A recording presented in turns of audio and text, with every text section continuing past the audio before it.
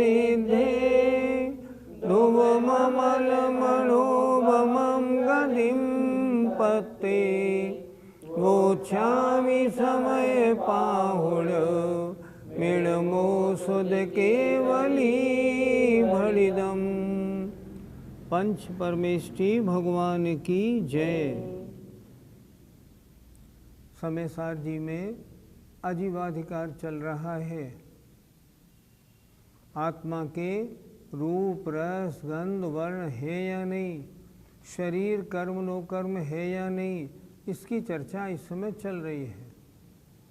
जब वर्ण की बात पिछली ज्ञानशाला में आई थी तब ये कहा गया था ये वर्णादि जीव के नहीं है। क्यों? क्योंकि इनका तादात्म्य संबंध नहीं है। तो फिर शिष्य ने प्रश्न किया, ठीक है महाराज, अगर मोक्ष में जाने से दिक्कत आ रही है तो संसारी अवस्था में हम जीव के साथ वर्ण का तादात्म्य मान लें तब क्या नुकसान होगा? तो आचार्य ने गाथा लिखी। आइए गाथा नंबर 68 और दूसरे समयसार में 63। यदि संसारथाणम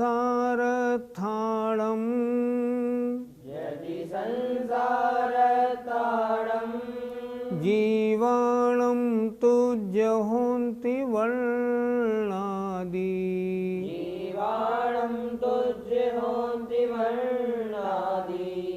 तम्मा संसारथा जीवारुवेत्तमा वर्णा।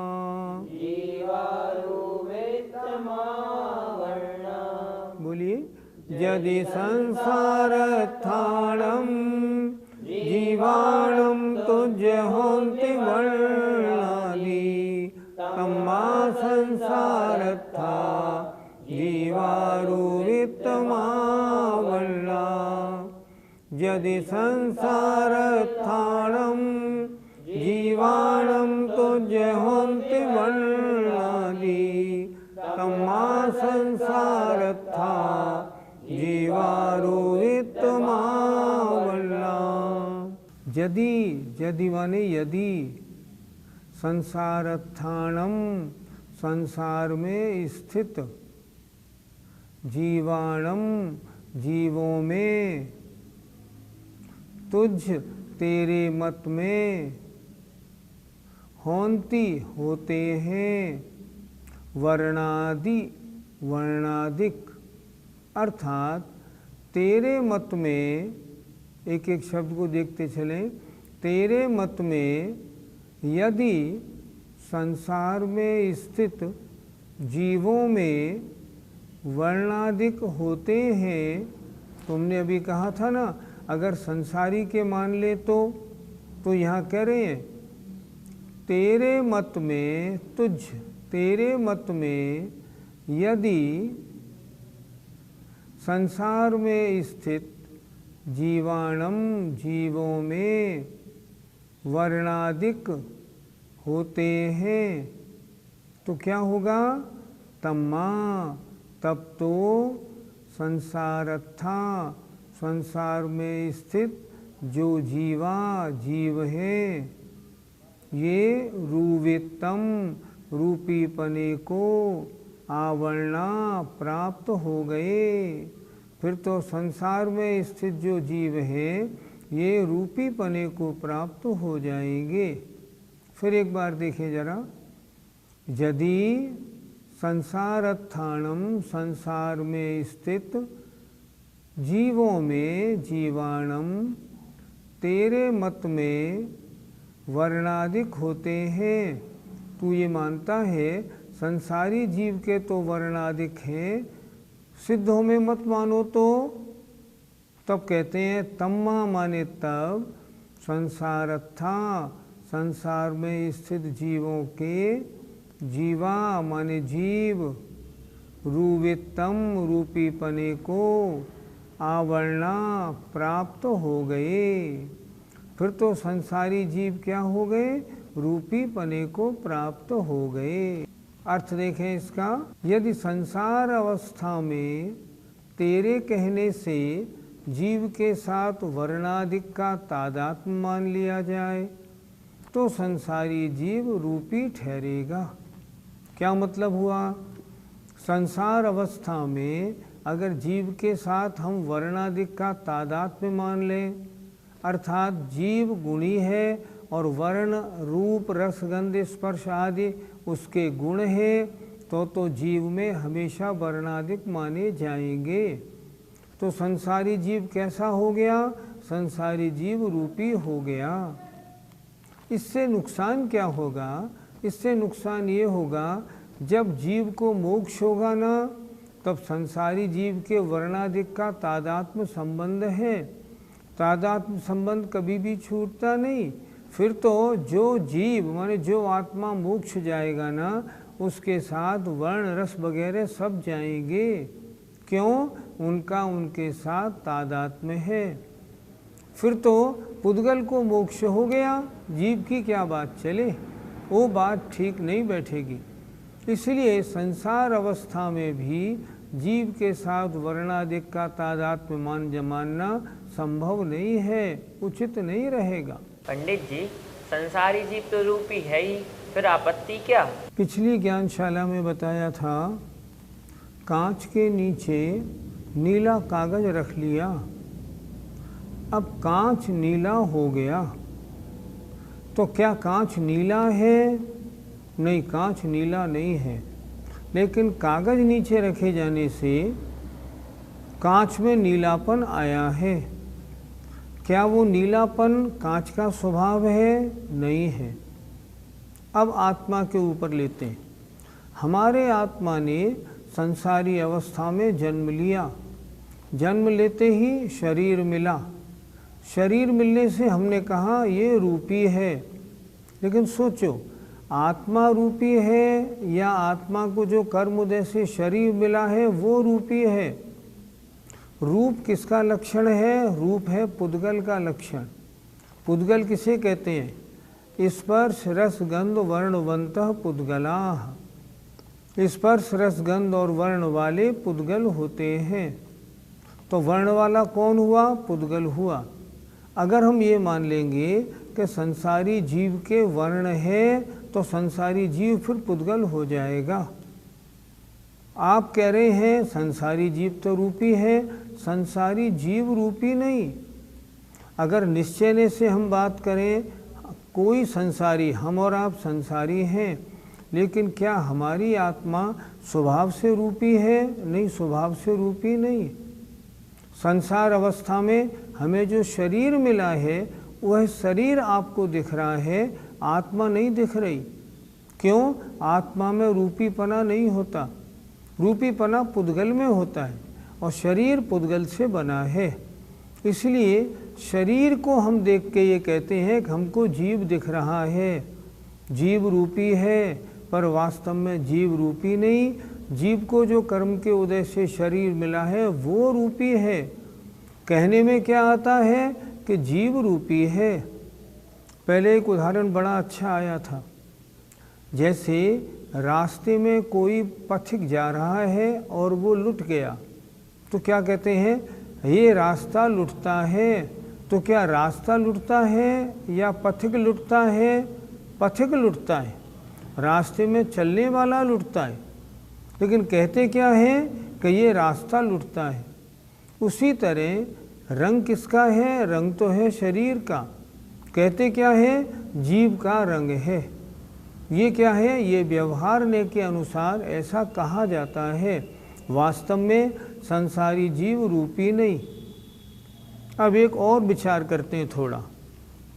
आत्मा मूर्तिक है या अमूर्तिक? आत्मा अमूर्तिक है। अमूर्तिक का मतलब उसमें रूप रस गंध स्पर्श नहीं पाए जाते। लेकिन संसारी अवस्था में आत्मा मूर्तिक है या अमूर्तिक? अगर इस विषय पे बात करेंगे तो वीरसेन स्वामी लिखते हैं, संसारी आत्मा तो मूर्तिक ही है। क्यों है? पानी कैसा होता है? सफ़ेद। पानी में एक बूंद अगर हमने स्याही की डाल दी तो पानी हो गया नीला। पानी कैसा है? पानी नीला है। इस समय पानी कैसा है? नीला है। ये तो सफ़ेद था पर इस समय तो नीला है। उसी तरह जब जीव के कर्म आदि का संबंध हो जाता है तब वीरसेन स्वामी कहते हैं यह आत्मा भी रूपी है। रूपी क्यों है? जब कोई जीव मरण करता है तो उसके शरीर से वो आत्मा निकलती है, तो रूपी होने के कारण अवधिज्ञानी जो मुनि महाराज हैं वो उसको देख लेते हैं कि आत्मा निकली। कैसे देख लेते हैं? क्योंकि आत्मा कर्म बंधन से सहित होने के कारण संसारी आत्मा रूपी ही है। पर रूपी होने के साथ साथ रूपी होने के बावजूद भी वह वर्ण उस आत्मा का स्वभाव नहीं, कर्मों के कारण उसमें वो रंग आया है। इसलिए संसारी आत्मा वर्ण वाला होने के का बावजूद भी वर्ण उस आत्मा का तादात्म्य संबंध वाला गुण नहीं है। वो तो कर्मों के उदय से प्राप्त अवस्था के कारण वह मूर्तिकपना उसमें आया है। पंडित जी, कर्म और आत्मा का बंध कैसा है? बंध दो प्रकार का होता है, एक स्वाभाविक, एक प्रायोगिक। आत्मा का और कर्म का संबंध बंध कैसा है? ये प्रायोगिक है, स्वाभाविक नहीं। अगर कर्म और आत्मा के बंध को हम स्वाभाविक मानेंगे तब तो ये सिद्धों में भी मानना पड़ेगा, क्योंकि स्वभाव का कभी नाश नहीं होता। लेकिन कर्म और आत्मा का जो बंध है ये प्रायोगिक है। आत्मा ने जो राग द्वेष रूप परिणाम किए उनके कारण ये बंध बाद में हुआ है। यद्यपि आत्मा अनादि से कर्म बंध से सहित है, लेकिन जो नया नया बंध जो होता है वो तो आत्मा के परिणामों के कारण होता है। इसलिए ये प्रायोगिक है, स्वाभाविक नहीं। अगर स्वाभाविक होता तो फिर हमेशा पाया जाता, लेकिन पाया नहीं जाता। इसलिए कर्म और आत्मा का बंध जो है ये प्रायोगिक है, स्वाभाविक नहीं। इसलिए सिद्ध अवस्था में नहीं पाया जाता है। गाथा नंबर 68 का पद्यानुवाद देखिए। संसार में स्थिति भले इस जीव की है, संयोग जन्य वह चूकी अजीव की है। तादात्म्य जीव जड़ में यदि मानते हो, तो जीव मूर्त बनता नहीं जानते हो। आचार्य विद्यासागर जी महाराज क्या लिख रहे हैं? यदि जीव और जड़ में तादात्म्य संबंध मानते हो तो जीव मूर्त हो जाएगा। तुमको मालूम है या नहीं? मालूम है तो फिर जीव और पुद्गल का तादात्म्य संबंध नहीं बन सकता। अगली गाथा देखते हैं, गाथा नंबर 69। एवं पुद्गल दवम, एवं पुद्गल दवम जीवोतः लक्षणेन मूढमदि, जीवोतः लक्षणेन मूढमदि। निर्वाणमुपगतो विय, निर्वाणमुपगतो विय जीवतं पुद्गलोपत्तो, जीवतं पुद्गलोपत्तो। एवं पुद्गलदवं जीवोतः लक्षणेन मूढमदि, निर्वाणमुपगतो विय जीवतं पुद्गलोपत्तो। एवं पुद्गलदवं जीवोतः लक्षणेन मूढमदि, निर्वाणमुपगतो विय जीवतं पुद्गलोपत्तो। एक एक शब्द का अर्थ समझिए। एवं इस प्रकार, पुद्गलदवम पुद्गल द्रव्य ही, जीवो जीव होगा, तह लक्षणेन, तह माने उस प्रकार, अर्थात रूपित्व लक्षण जीव का होने से, तह लक्षणेन उस प्रकार का लक्षण होने से, अर्थात रूपित्व लक्षण जीव का होने से।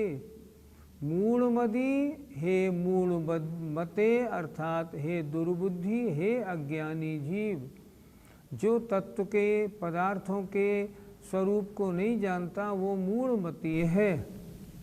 हे मूढ़मते, हे अज्ञानी जीव, यदि एवं मने इस प्रकार, तह माने रूपित्व लक्षण जीव का होने से, अगर रूपित्व लक्षण जीव का मान लिया तो पुद्गल द्रव्यम, पुद्गल द्रव्य ही जीवो, जीव हो जाएगा। तो क्या नुकसान होगा? निव्वाणम उपगतो बियो, फिर तो निव्वाण को प्राप्त होने पर भी और जीवत्तम, जीवत्व को, पुद्गलो पत्तो, पुद्गल ही प्राप्त हो जाएगा। वर्ण किसका है? असाधारण लक्षण पुद्गल का। अगर आपने जीव का लक्षण मान लो, वर्ण मान लिया, तो इसका मतलब जीव को आपने पुद्गल बना लिया। जब बना लिया तो क्या होगा? निर्वाण प्राप्त होने पर जो पुद्गल है वह जीवत्व को प्राप्त हो जाएगा। निर्वाण किसका हुआ? निर्वाण हुआ जीव का, और जीव के साथ हमने लगा दिया तादात्म्य संबंध वर्ण का, और वर्ण वाला होता है पुद्गल। तो इसका मतलब हुआ निर्वाण किसका हुआ? निर्वाण पुद्गल का हुआ, क्योंकि रूप जो है ना वो तो पुद्गल का लक्षण है। एक बार फिर देखें, एवं इस प्रकार पुद्गल द्रव्यम, पुद्गल द्रव्य ही जीवो, जीव हो जाएगा।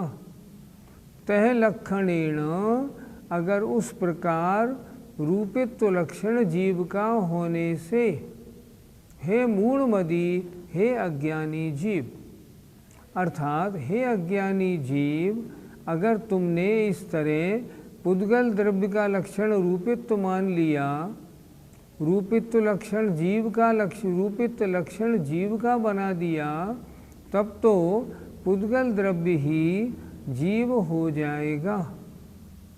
नुकसान क्या होगा?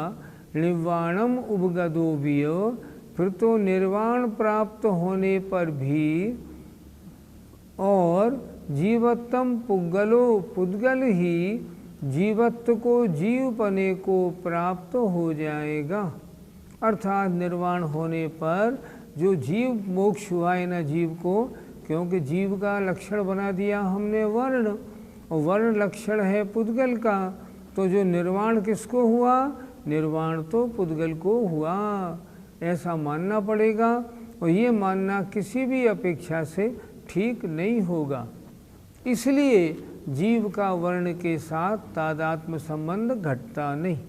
अतः फिर हे भोले भाई, तेरे अनुसार रूपित्व लक्षण जीव का होने से पुद्गल द्रव्य ही जीव कहलाया, और संसार दशा में ही नहीं, निर्वाण प्राप्त होने पर भी, निर्वाण प्राप्त होने पर भी क्यों? क्योंकि जीव का तादात्म्य संबंध है वर्ण के साथ। तो जब जीव को मोक्ष होगा तो वर्ण साथ जाएगा, तो निर्वाण अवस्था में भी पुद्गल ही जीवत्व को प्राप्त हो जाएगा। कौन, किसने प्राप्त किया? द्रव्य ने, जीव द्रव्य ने। कौन सा जीव द्रव्य? रूपी जीव द्रव्य ने, जिसका रूप लक्षण है, वर्ण लक्षण है।